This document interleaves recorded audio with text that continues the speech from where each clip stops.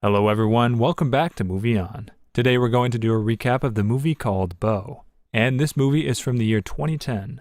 This movie is about a 15-year-old girl named Deborah who meets Jennifer, who steers her into a career as an escort. Under the alias Beau, she begins a new life that she cannot handle and starts a downward spiral that only she can end. But before we start, be careful of spoilers for all the people who still have not seen this movie. I hope you enjoy the video, so let's begin. The movie opens with Deborah, who is 15 years old and a high school student. She meets her boyfriend and hangs with him.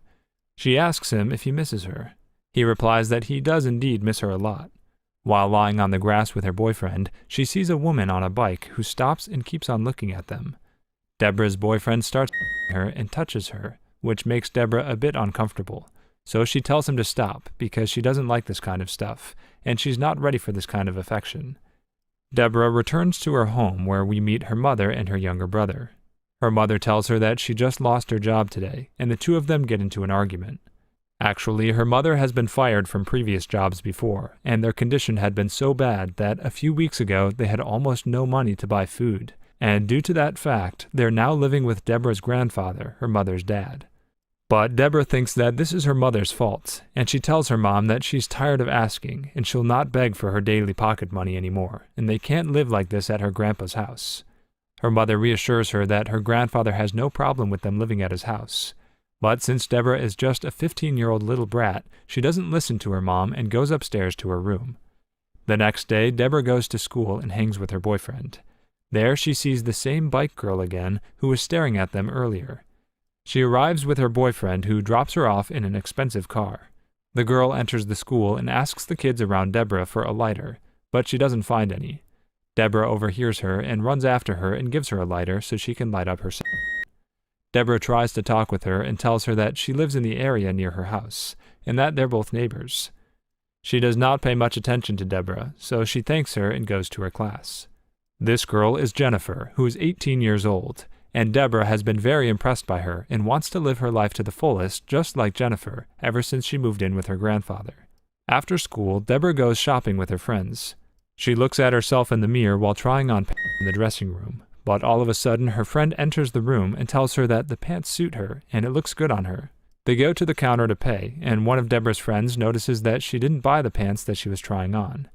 She asks Deborah where the pants are and whether she's going to buy them or not.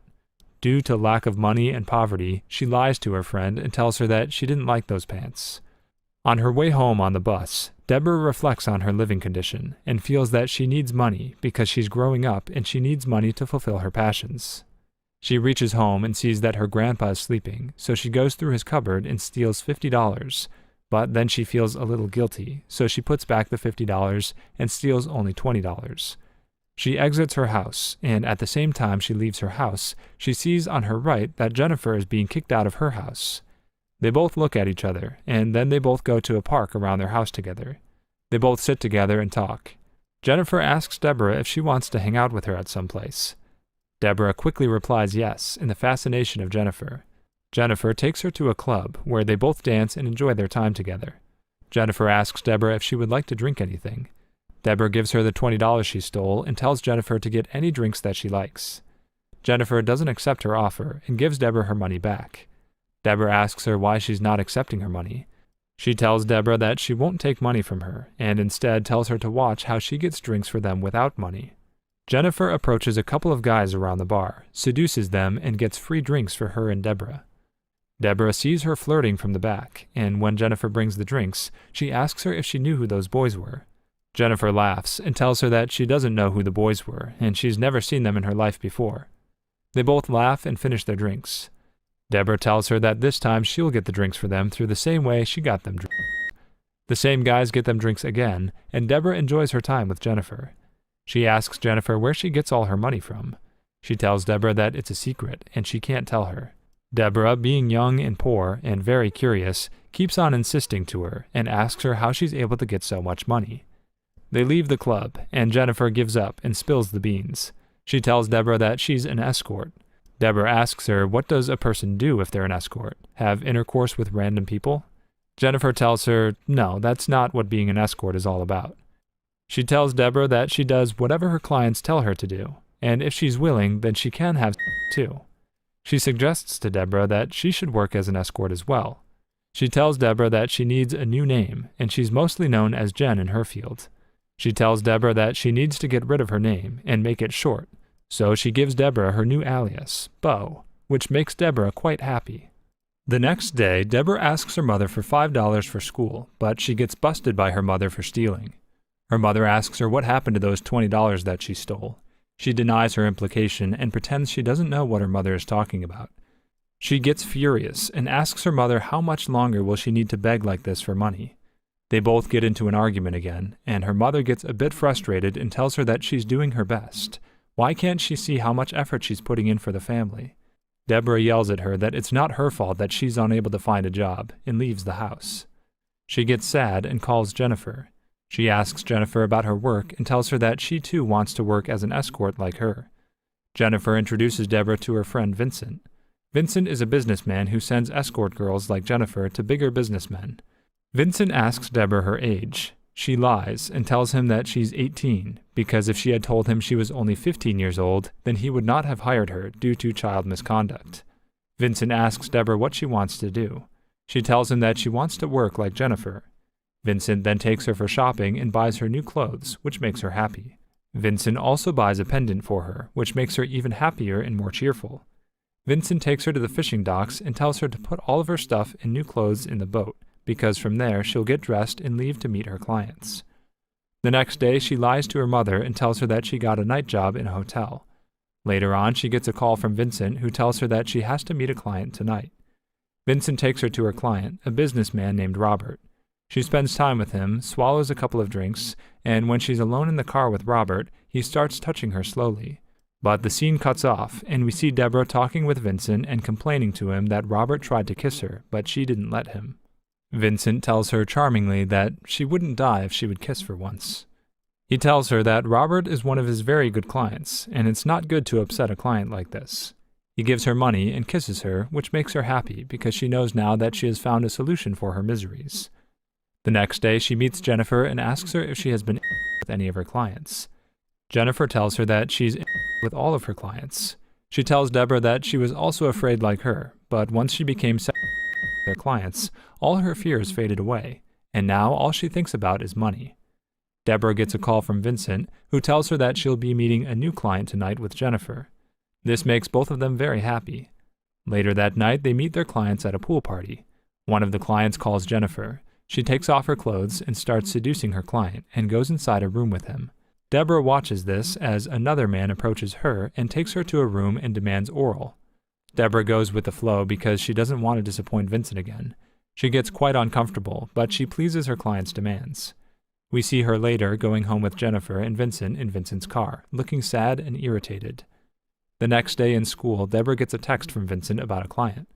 Deborah makes an excuse, lies to her teacher, and leaves school with Vincent. We see her in a room with Robert again.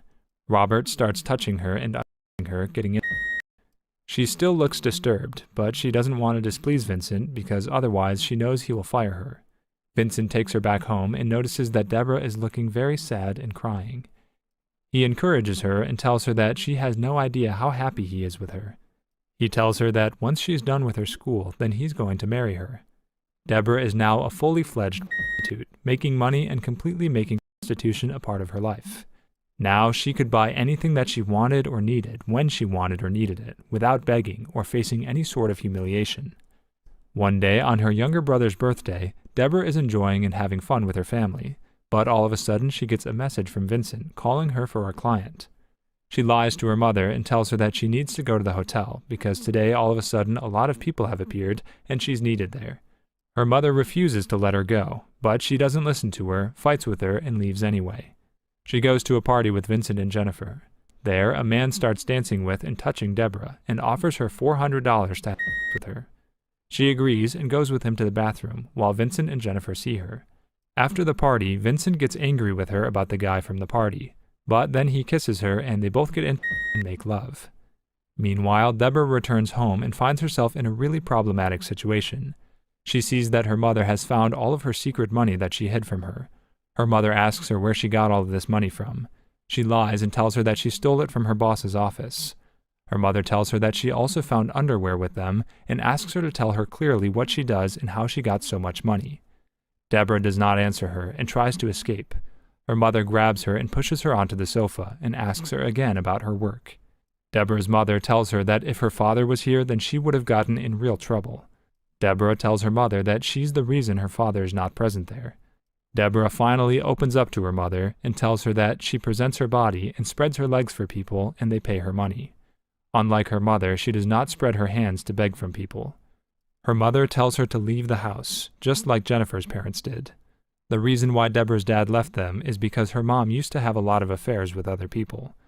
Deborah leaves the house and calls Vincent, but he doesn't pick up, so she goes to Robert and talks with him. But all of a sudden, the police arrive. They ask Deborah to show her ID card, but she doesn't have one because she's less than 18 years old, so they send her to a juvenile institution for 3 months. There she makes a new female friend. One day her mother visits her and she tries to talk Deborah out of this whole prostitution mess, but she still doesn't listen to her. Deborah comes up with a plan and tries to escape with her friend, but she fails and both of them get caught by the security guards. 2 months pass by and Deborah's friend's time in juvie ends, and she's free to go now. During her departure, Deborah gives her Vincent's number and tells her to contact her on this number a month later when she's also free to go. Afterwards, Deborah's grandpa comes to visit her. He tells Deborah that what her mother did to her was good, and she deserved it. Deborah connects the dots and realizes that it was her mother who sent the police after her. Finally, a month later, we see Deborah finally getting ready to leave the institution because she has served her time. The authorities tell her that her mom will come and pick her up. She tells them that she'll wait outside for her, but before her mother arrives, she sneaks out and runs away with Vincent. Vincent takes her to his place, and he cuts her hair so no one recognizes her. They both start to live together. One day, Vincent tells her that while she was in the institution for 3 months, his work had stopped completely. So he had to borrow money from different people, and now he owes money to a lot of people. And if he doesn't repay them, they will definitely kill him. Deborah tells him that she's done with whoring around, and she wants no part of prostitution in her life. Later, some people visit their place, and Deborah sees that Jennifer is also there, but she looks very sick. Deborah asks Vincent who are these people. He tells her that he'll talk to her later and takes the men outside. Deborah sees Vincent down the road from the balcony, showing the men her ID card. She rushes to check her purse, but she doesn't find any ID card in there. She figures it out and tells Jennifer that Vincent is going to sell them. She tries to tell Jennifer, but she doesn't believe her.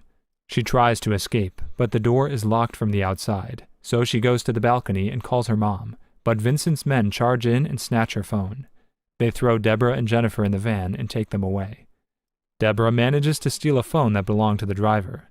They open the van door to take them out, but Jennifer and Deborah make a run for it. Deborah manages to run away, while Jennifer gets caught because she can barely walk due to the she's been injected with. Deborah runs to the city and calls her mother. The movie ends with Deborah calling her mother and telling her that she's coming home after all this time.